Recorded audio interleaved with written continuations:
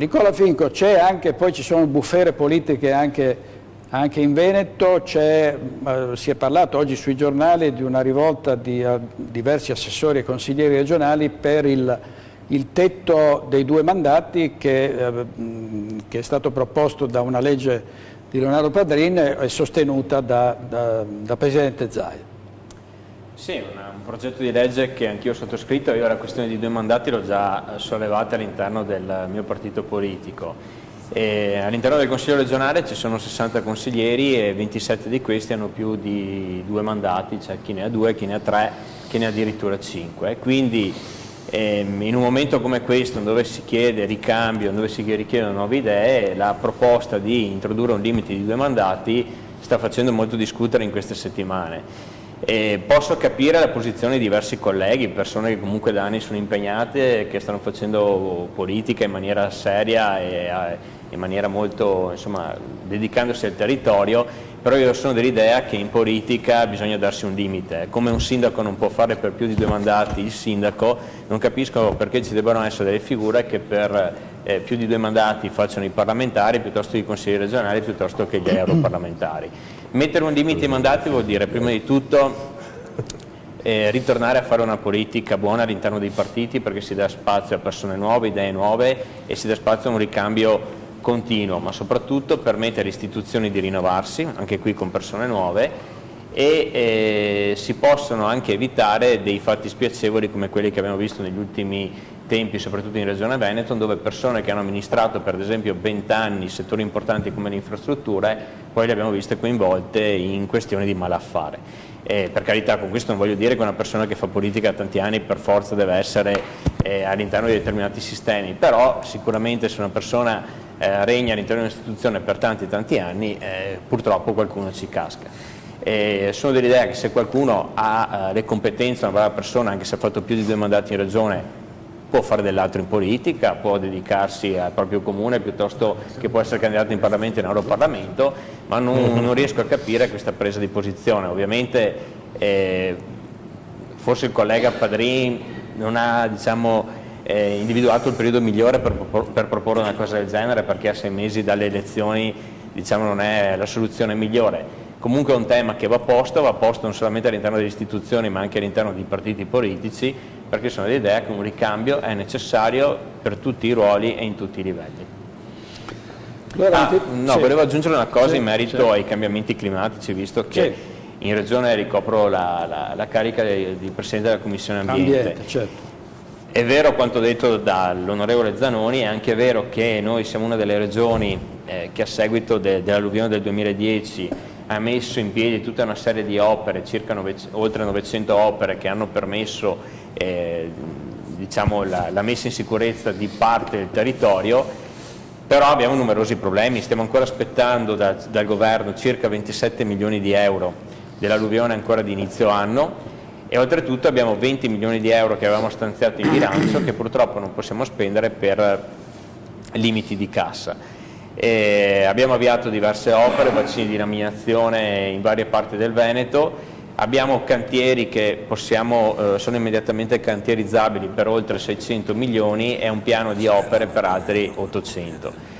Ovviamente stiamo parlando di interventi corposi, di interventi importantissimi, però proprio in questi giorni stiamo vedendo una situazione veramente drammatica, soprattutto in tutta la fascia pedemontana, con un sacco di comuni che sono disperati per la questione di frane, dove abbiamo veramente delle colline che si stanno sgretolando, frane che richiedono interventi milionari, non solamente di 100-200 mila euro, e purtroppo ci troviamo con i comuni che sono messi male da un punto di vista economico, le province che sono rimaste ma non hanno un euro in cassa, e l'ente regione che deve in qualche maniera dare delle risposte, però le risorse sono quelle che sono e anche quelle che ci hanno promesso purtroppo tardano ad arrivare. Ovviamente la politica, quella di andare verso un'attenzione verso il mondo dell'agricoltura, dell'ambiente e un consumo zero del territorio, è una politica che anche noi vogliamo portare avanti. Anche ieri il Presidente del Consiglio ha fatto un richiamo in merito a questo progetto di legge che è fermo in seconda commissione, e mi auguro che da qua ai prossimi 6-7 mesi, da qua alla fine della legislatura, sia uno dei dei punti che dobbiamo ovviamente portare a buon termine, ovviamente nell'interesse dell'intero territorio. Quello che però mi dà fastidio è che ogni volta che succedono delle alluvioni in Veneto piuttosto che in Toscana, in Emilia o in qualsiasi altra parte, si sentono sempre i soliti interventi che ovviamente bisogna investire, opere importanti qua e là, però vediamo che passata l'alluvione poi Roma si dimentica, tutti si dimenticano, continuiamo a fare altri investimenti, però il territorio poi... Prossima, no? Adesso Burlando ha detto con un certo entusiasmo abbiamo sbloccato i miliardi, vabbè, sì, però li abbiamo sbloccati sì, anche l'altra volta erano sbloccati, però sappiamo benissimo che le imprese esecutrici a Genova, che dovevano fare diversi interventi, a causa di una serie di ricorsi delle ditte appaltatrici hanno tenuto tutto bloccato e quindi i lavori sono stati rimasti lì. Con lo stesso zelo che la Regione Veneto ha portato avanti la legge sul piano a casa 1, piano casa 2, piano casa 3, e come non so quanti piani casa ormai abbiamo avuto in questi ultimi anni, piano casa forse è stato portato avanti anche quel progetto di legge sul consumo del suolo, non è il piccolo ampliamento della singola abitazione che crea disastri, perché il piano casa che ha permesso la realizzazione di una stanza per il figlio o per la badante non è quello che crea il dissesto idrogeologico. A me risulta anche centri commerciali raddoppiati con il piano casa, era solo una scusa per far costruire ancora di più dove non si poteva, e dopo abbiamo le città che vanno sotto acqua. Non abbiamo costruito in nessuna parte dove non si poteva. Allora, scusate, andiamo avanti, vediamo, mi ricollego a quanto ha detto il Presidente Zaia giorni fa, è disposto ad andare a trattare direttamente con Putin, e su questo è stato molto criticato dalle opposizioni, per togliere questo embargo, no, che sta danneggiando l'economia del Veneto. Sì, le opposizioni hanno poco da criticare la linea presa dal Presidente della Regione Veneto, in quanto questo embargo voluto sostanzialmente dall'Europa sta danneggiando in una maniera veramente assurda l'economia della nostra regione, in particolar modo tutto il settore sia legato all'agricoltura, ma anche a moltissime aziende che avevano negli anni creato una serie di accordi, una serie di trattative, di rapporti commerciali con la Russia, che purtroppo dalla sera alla mattina sono viste bloccare questi rapporti commerciali. Volevo collegarmi a quanto detto sia dal Presidente della Fiera ma anche dall'architetto di questa voglia d'Italia che c'è nel mondo, e questo è verissimo perché anche in Veneto stiamo registrando la nascita di diversi consorzi, anche di artigiani, che stanno aprendo delle filiali in varie parti del mondo proprio per avere dei punti di riferimento ovviamente in quei paesi emergenti. Questo non vuol dire chiudere le aziende qua e delocalizzarle, ma vuol dire crearsi dei punti d'appoggio in questi paesi emergenti, produrre in Veneto e poi esportare. E diciamo che questa è una soluzione che ha permesso a moltissime aziende di stare in piedi, di restare nel mercato, ma soprattutto di innovarsi e di poter garantire posti di lavoro e un'economia che funziona. Noi su questo ovviamente come Regione stiamo lavorando, siamo anche a fianco di questi consorzi. Circa un mese fa abbiamo inaugurato anche un'azienda vicentina che è andata in Brasile proprio per aprire tutta una serie di mercati in quella terra, perché sappiamo benissimo che se vuoi lavorare in America Latina o hai una filiale o hai un processo produttivo, oppure il tuo prodotto costa l'80% in più importarlo all'interno di quei territori. E quindi grazie anche a tutto un lavoro fatto con le varie associazioni di italiani che ci sono anche all'interno di questi paesi, stiamo dando delle risposte concrete alle nostre imprese che possono continuare a garantire del lavoro qui in Veneto e di conseguenza esportare. E quando ho partecipato a questi incontri, vedere le varie rappresentanze della Confindustria brasiliana piuttosto che altre associazioni che hanno elogiato il Made in Italy e soprattutto l'economia del nord-est per la qualità di prodotti, sia quelli artigianali ma anche quelli legati alla ricerca e all'innovazione, dentro di me ho sentito veramente un grande orgoglio, perché ho detto beh, la nostra terra, nonostante il periodo che sta passando, è ancora una terra che può dare tanto all'economia non solamente locale ma anche all'economia mondiale, senza portare via dei posti di lavoro, purtroppo, come è successo negli ultimi anni, che molti hanno chiuso l'azienda e hanno delocalizzato all'estero, lasciando a casa centinaia di persone.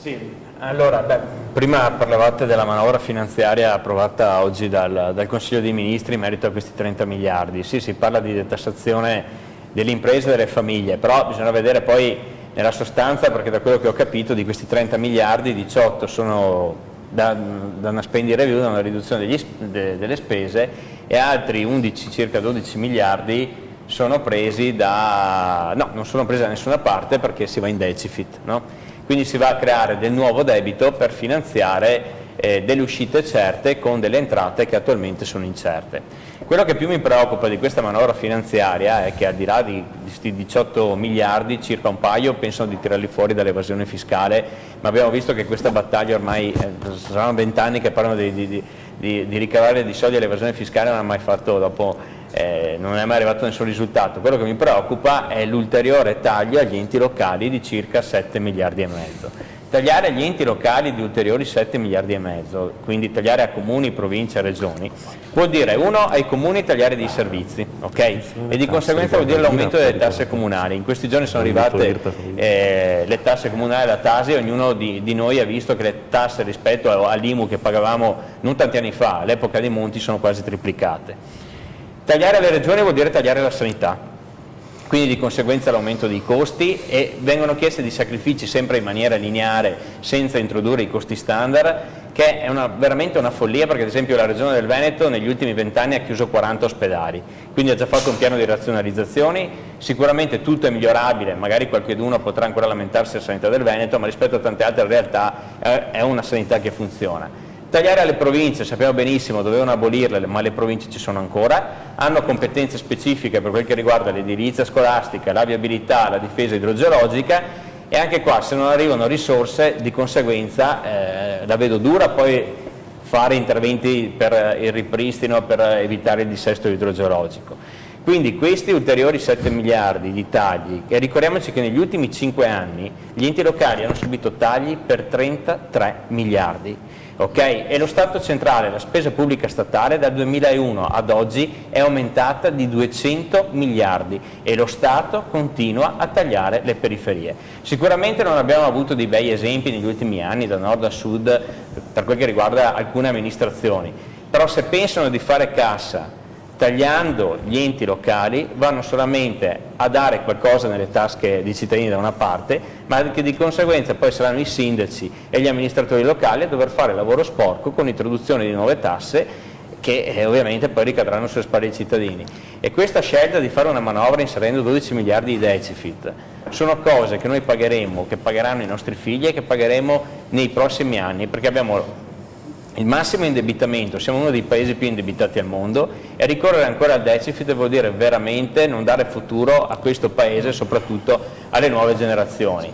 E noi ormai è da 7 mesi che abbiamo questo governo, per carità non bastano 7 mesi per valutare l'operato di un governo, ma diciamo che al di là di tanti proclami non abbiamo visto niente di concreto. Dobbiamo mettere in luce che dal 2011, perché nel 2011 quando è caduto il governo Berlusconi sembrava che tutte le responsabilità fossero di quel governo, dal 2011 non avevamo visto un segnale positivo per quel che riguarda gli indici di economia, il PIL ogni anno dicevano il prossimo trimestre sarà in positivo, l'abbiamo sempre visto con segnale negativo. Questo governo Renzi, invece di partire con riforme importanti che riguardano l'economia, il fisco, è partito con riforme costituzionali che per carità saranno importanti ma non vanno a incidere sulla vita delle imprese e sul mantenimento dei posti di lavoro. Quindi io mi auguro, adesso non so, ma la caduta delle borse anche di oggi, per carità è una questione internazionale, non riguarda solamente l'Italia, però cioè, voglio dire, i mercati italiani ovviamente stanno perdendo anche di fiducia nei confronti di questo Paese, perché le tante annunciate riforme, sì, sono state annunciate, ma nella sostanza ad oggi di compiuta non ne abbiamo visto nemmeno una. Assolutamente. No, è un provvedimento secondo me giustissimo, non ci vedo niente di male, non va contro nessuno, contro le scelte di nessuno, è solamente la volontà di vedere tutelata la famiglia naturale come madre natura ci ha imposto, appunto. Non abbiamo scritto niente contro nessuno, non va contro nessuno. Vedere tutte queste scenate, parlare di omofobia o quant'altro su una mozione che va a istituire la festa della famiglia naturale, veramente io veramente non capisco dove ci sia insomma, tutta questa preoccupazione. Siete voi che state montando dei casi, ripeto, perché forse mancano 6 mesi alle elezioni, quindi tutto va bene per far cagnara, però voglio dire cioè, non lo so se no, veramente voi di sinistra trovate tutti i motivi pur di impiantare delle rogne anche sulle cose più naturali di questa terra. Senta, Zanoni. No, sentiamo Bonzo su questo. Cioè, cosa c'è di male nel fare la festa della famiglia naturale? Spiegatemelo. Cioè, festeggiare l'unione tra uomo e donna. La cosa innaturale per me, ma cito il Vangelo, siete sepolcri imbiancati. Ma questo è il problema, perché e che il provvedimento puzzi di omofobia da chilometri di distanza. Io farei arrestare tutti i consiglieri regionali. Non c'è dubbio, ma figurati. Io sono per abolire i carceri, figurati se addirittura. Io sono per costruire le case al posto dei carceri, quindi vedi te ma voglio dire, il problema è che nel votare questa mozione che è ideologica, è omofoba, cioè voi omettete di dire che la festa alla famiglia la fate 365 giorni all'anno, ma vi sembra normale che noi si parli di queste cose quando abbiamo gli sfratti per morosità nella nostra regione che stanno all'85%? È una mozione come tante altre mozioni, capite che voi state creando delle divisioni tra famiglie naturali, famiglie innaturali, che poi non si capisce cosa siano le famiglie innaturali. La famiglia è ancora l'unione tra uomo e donna, fino a prova contraria. È il simbolo, ecco, la prova contraria sono le migliaia di famiglie di single, uomini che convivono, donne che convivono. Sono scelte, però voglio dire, ho capito, non va contro queste scelte. Che utilità porta veramente il Consiglio regionale ha il tempo da perdere nel discutere di queste cose quando abbiamo le famiglie che perdono il lavoro e si sfasciano, quelle naturali e quelle innaturali, perdono il tetto in cui vivono perché non riescono a pagare gli affitti, non riescono a pagare in questo momento non c'è solamente una crisi economica, in questo momento c'è anche una crisi di valori e ogni tanto ricordare c'è anche una crisi di valori e quindi istituire la festa della famiglia naturale. Allora, se vogliamo dirla tutta, le famiglie naturali, stando alle statistiche, sono quelle nelle quali per esempio si consumano un numero maggiore di violenze nei confronti delle donne, nei confronti dei minori. Questi sono i numeri della famiglia naturale. Non vedo motivo di fare tutto sto caos per una mozione per la festa della famiglia si poteva evitare tranquillamente di fare una mozione dal mio punto di vista e magari parlare delle cose serie. Prima, visto che si parlava di imprese, no? Si parlava di questo sconto, questo taglio dell'IRAP, leggevo adesso che vogliono inserire da gennaio 2015 il TFR in busta paga. Certo. Quindi se da un lato diamo una mano alle imprese, dall'altra io leggevo che il TFR vale circa 25 miliardi in questo paese.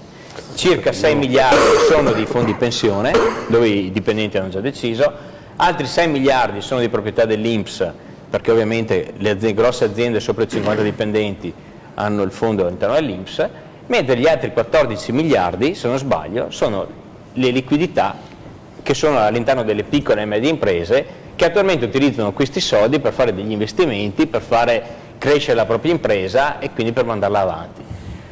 Cioè, la scelta anche questa di mettere il TFR in busta paga magari può essere un qualcosa che fa comodo subito al singolo, però una volta bene o male alla fine della tua stagione lavorativa avevi questo gruzzoletto messo da parte e qualcosa ti trovavi. Secondo me, a parte che adesso hanno innalzato le soglie per la detrazione fiscale, siamo saliti a 31.000 euro con 2 figli a carico, con questo giochetto qua del TFR in busta paga, così sfori le aliquote e paghi, perché in qualche maniera loro devono rientrare di questi benedetti soldi. E due, non capisco veramente sta scelta che secondo me andrà a ammazzare non tanto le grosse imprese ma le piccole imprese, perché adesso un'impresa che ogni mese deve tirare fuori il TFR da mettere in busta paga un dipendente, non sto mica parlando di bruscolini, sono veramente tanti soldi, quindi cioè, non capisco questo modo da fare, da una parte dai e dall'altra togli. Quindi. La questione del TFR, perché è giusto anche precisare e dare l'informazione completa, è su base volontaria, non saranno obbligati, ma chi vorrà potrà dare. Ma di questi tempi. Poi, questa è la prima cosa, sulla questione del trovare i fondi e della spending review, dove andare ancora a pescare, proprio oggi Cottarelli, che è il commissario per la spending review, ha presentato alcuni dati relativi ai soldi che potremmo risparmiare si parlava di accorpamento prima di aziende per poter essere più competitive, in questo caso con l'accorpamento dei comuni. 18.000 sono troppi. 8.000 comuni in tutta Italia, sono veramente troppi, ce ne sono che hanno anche 300, 400, 500 abitanti, ce ne sono anche in provincia di Treviso di queste dimensioni.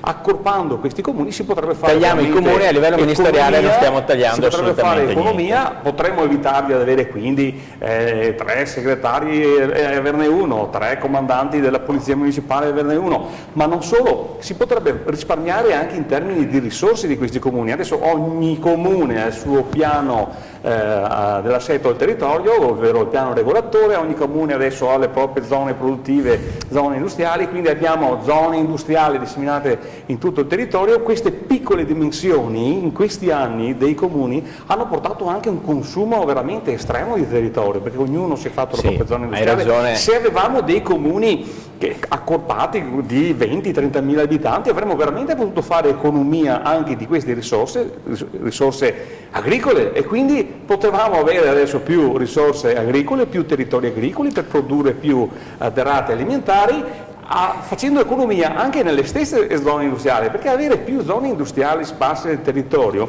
vuol dire poter dotare di servizi meno efficienti, meno efficaci. Quanto costa portare l'illuminazione, la corrente, fare le centrali dell'elettricità, un mese fa Renzi ha detto abbiamo 10.000 società partecipate degli enti pubblici, unificare i comuni, riduciamole. Più visto niente, dovevano accorparle da 10.000 a fare più sentito niente. Non è che sia un la spending review di Renzi ha il valore di 17 miliardi. Ha il valore di 17 miliardi. Sopra, quindi non è vero che ha fatto solo proclami. Va bene, vedremo. Da 7 mesi che fa proclami farà Pallese, che ha messo nella storia italiana un tetto limite alle retribuzioni dei manager pubblici è stato Renzi. Quindi non è detto che ascolta, non è vero quello la spesa review di Cottarelli vale 17 miliardi, 18 miliardi sono praticamente le spese che Renzi vorrà tagliare nei prossimi anni. La spending review però contiene anche delle misure che andranno a toccare le pensioni e la sanità. Le pensioni, non raccontiamocela che i problemi e cassa la facciamo toccando solamente le pensioni grosse, perché l'80% sono basse pensioni. Ieri il ministro del lavoro ha detto che le pensioni non verranno toccate. Vedremo. La Moretti ha anche detto che la spending review di Cottarelli verrà applicata al 100%. La sanità, perché alla gente oggi interessa il lavoro e la salute. Che intenzione ha il governo in merito alla sanità e in merito ai tagli da applicare alle regioni? Sono ancora dei tagli lineari e quindi noi dovremo ancora tagliare, di conseguenza aumentare i ticket, oppure se andrà a tagliare dove ci sono degli sprechi all'interno di questo paese? Perché se lui mi viene a dire vado a tagliare dove ci sono sempre stati gli sprechi in determinate regioni, all'interno di determinati ministeri, mi può anche andare bene, ma se inizia a fare il discorso di tagli lineari da Belluno ad Agrigento, allora è sempre quella e non andiamo da nessuna parte. Su questo, guarda, se andiamo a vedere il Veneto per quanto riguarda il costo della cosiddetta casta, abbiamo attualmente a voce bilancio più soldi per i vitalizi dei consiglieri che sono andati in pensione di quelli che sono in carica. Beh, insomma, se siamo dica Renzi che intervengano, lo sai che fa. Io spero ci sia anche questa sicuramente, perché questi si dice spesso che sono diritti acquisiti, ma secondo me questi sono privilegi acquisiti. Ma ti do ragione, ma questo riguarda anche quelli che sono a Roma e riguarda anche la miriade di dipendenti, di funzionari pubblici che lavorano nell'ombra, che prendono a volte 2, 3, 4 volte quello che prende un politico, e che questi qua sono là e nessuno li tocca, basta guardare i dipendenti della Camera dei Deputati. Allora, vediamo il sindaco di Padova Massimo Bitonci rispetto all'allarme Ebola, vediamo il nostro servizio dalla redazione di Padova. Domani faremo un'ordinanza. Nell'ordinanza inseriremo una cosa importantissima: per chi viene dall'Africa, chi viene nei nostri territori, deve avere un certificato medico. In caso contrario faremo la segnalazione alla prefettura. Il virus Ebola dilaga in Africa e dopo i casi di Madrid e Lipsia la paura e la psicosi arriva anche in Europa. Il sindaco di Padova Massimo Bitonci così è intervenuto correndo ai ripari con un'ordinanza che vieta la dimora a Padova anche per brevi periodi di persone provenienti da paesi dell'area africana se non in possesso di certificato attestante lo stato di salute. Il bilancio delle vittime dell'epidemia cresce, sfiorando ormai 4.500 morti in Africa. Accertato anche un nuovo caso di contagio di un'infermiera texana venuta in contatto con il paziente zero americano. Il sindaco è l'autorità sanitaria locale e può emanare ordinanze specifiche qualora si verificano emergenze sanitarie o di igiene pubblica, dice Massimo Bitonci, motivando il suo provvedimento. A questo si unisce il timore per la diffusione nel territorio comunale di malattie da tempo debellate, come per esempio la scabbia, continua Bitonci. Per questo devono essere imposte misure straordinarie. Il sindaco precisa che l'ordinanza non ha intenti né discriminatori né vuole negare il diritto alla cura. Io auspico che tutti quanti i sindaci del Veneto devono essere uniti in questa battaglia, che tutti quanti facciano ordinanze come queste. Dobbiamo difendere la nostra gente. Bonzio, cosa ne pensa di questo? Immagino che se si diffonderà l'epidemia anche negli Stati Uniti, chiederemo anche ai cittadini americani che vengono in Italia di presentarci il certificato medico. Cioè, siamo di fronte veramente a tentativi anche un pochino imbarazzanti, insomma, di chiudere le porte al nostro... Ma allora dobbiamo aspettare che ci arrivi l'Ebola, che ci infestiamo tutti quanti. Ma tu credi che persone che scappano da scenari di guerra e di fame, eccetera, si fermano davanti all'ordinanza del sindaco Bitonci? Ma che portiamoli qui? Il sindaco è responsabile della salute di proprio cittadini. Ma faccia le ordinanze per bloccare l'inquinamento, il traffico che uccide più dell'Ebola a Padova. Le polveri sottili ci ammazzano più dell'Ebola. Vai tranquillo. È una pagliacciata, sapete che pagliacciata? Civilicamente parlando, ti spiego perché è una pagliacciata. Ebola ha un tempo. Lo stai portando la legge Bossi-Fini, la legge sull'immigrazione, la Bossi-Fini. Avete voluto. Ma chi l'ha tolto? Ma chi l'ha tolto? Chi? Dove? Dove? Su che film? Dove? Diciamo che cos'è Ebola? Ebola è una malattia che ha una incubazione di 30 giorni. Cosa vengono qua col certificato? Ti mostrano tutti che sono a posto, che sono sani, e dopo 27-28 giorni si ammalano. Non vi bastano i 120.000 che sono arrivati? È una pagliacciata. Vi riportate a casa vostra? Non ti tuteli con questo. Anzi, fai peggio, perché così pensi di avere le persone sane e in realtà poi si possono ammalare. È una questione, una tecnica scientifica. C'è l'occupazione di 30 giorni. Guarda, facciamo scandalo, gli diamo Chisso e Galan e ce ne prendiamo un pochino in quelli che hanno provocato danni loro al Veneto. Ma con chi ve la prendete? Ma con chi ve la prendete? Noi stiamo parlando di un territorio che è stato spolpato dalle ruberie delle grandi cricche che hanno rubato miliardi in questo territorio. Ci preoccupiamo di quello che viene qua per l'Ebola. Ho capito, affrontiamo in maniera seria, non con i proclami di grida manzoniane. Con queste grida manzoniane non si affronta niente, non si affronta, vuol dire difendere il proprio territorio. Ma che difendere? Allora portateli a casa a te. Ma sì, per farla la regione, Tortigoni